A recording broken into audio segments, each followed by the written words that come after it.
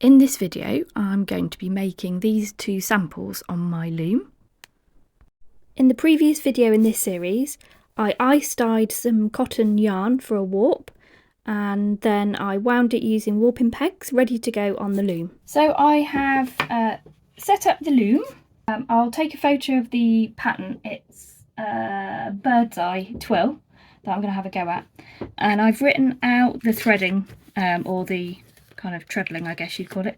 I don't know what you call it on a table loom. Handling? Doesn't sound right. Basically the pattern lift that I'm going to use. So I'm ticking it off. I got a bit mixed up last time. And I've got floating selvages. So I want to go over on the way in and under on the way out.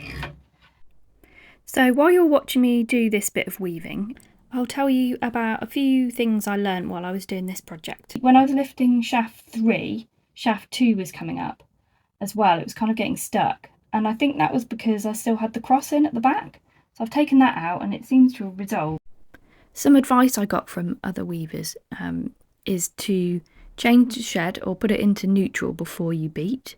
But I've had great difficulty doing that because I just keep forgetting. So on this project I just kept it simple and beat with the open shed. But I have changed that since, and I think it is better. So what I'm going to do is stop there, and I will take some photos and some close-ups and show you, and then I'll weave a bit more and we can take it from there. Okay, this is after I have woven a bit more. This was the beginning. I did have the header in. I took the header out so that I could do some hem stitch. All the hem stitch videos I found on YouTube didn't have anything underneath where you were hem stitching, so I thought I'll look that up again for next time, but for now I'll just take the header out. So I've done hem stitch on the bottom, hem stitch on the top. Basically what I've done is I've woven the bird's eye, but it was quite squashed. So then I measured it. This is sort of 2 sets of 9 picks. So it should be 2 inches, but it was a bit short. So then I tried going, and I went too far the other way. And that's supposed to be 1 inch, but it's more like 1.5 inches. And then I think the top was where I got, so this is how hard I'm beating it, I should say. And that is about 1 inch-ish, maybe slightly more. So I could go a tiny bit tighter, but this is what it should look like.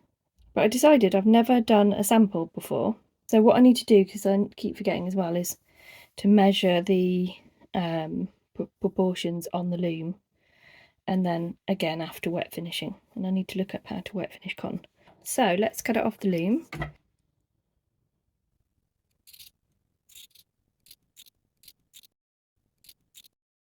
So this is the sample off the loom before I had a go at wet finishing, and you'll notice I had a go at some twisted hems just to see what that was like. Not as easy as it sounds at all. And this is it after wet finishing, and there is a little bit of a difference in the look, but it is quite subtle, I guess, because it's cotton and not wool. Here they are side by side. So I've done another, well, it was going to be the start of a scarf, but I've realised it doesn't show up so much on the bird's eye pattern, but on the second pattern I tried, which is this sort of zigzaggy pattern, there's lots of kind of weird bits that just don't quite marry up. So I've tied some scrap yarn around some bits that I definitely want to check the threading of. I've had another go at hem stitch on both sides, so I'm not sure I like it in the black. Also, instead of the hand dye black that I used on the other sample, I wanted to try this one, which is just a little bit thicker and it's a little bit deeper colour.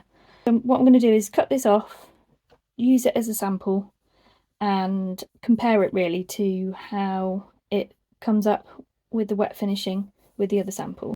This is a sample once I've taken it off the loom, and this is it after gentle wet finishing. Here are the 2 samples next to each other so that you can compare. They do look quite different. The black hand-dyed weft yarn on the left in this picture seems to blend into the fabric a lot more, and it's a lot more subtle, but you can see it's a lot less consistent in terms of the colour. and on the right the pattern remains clearer, and the black commercially dyed yarn, it is mercerised as well, so it doesn't blend as well with the warp, which just gives a different look. In the next video in this series, I'm going to be rethreading and trying something different with the remaining warp.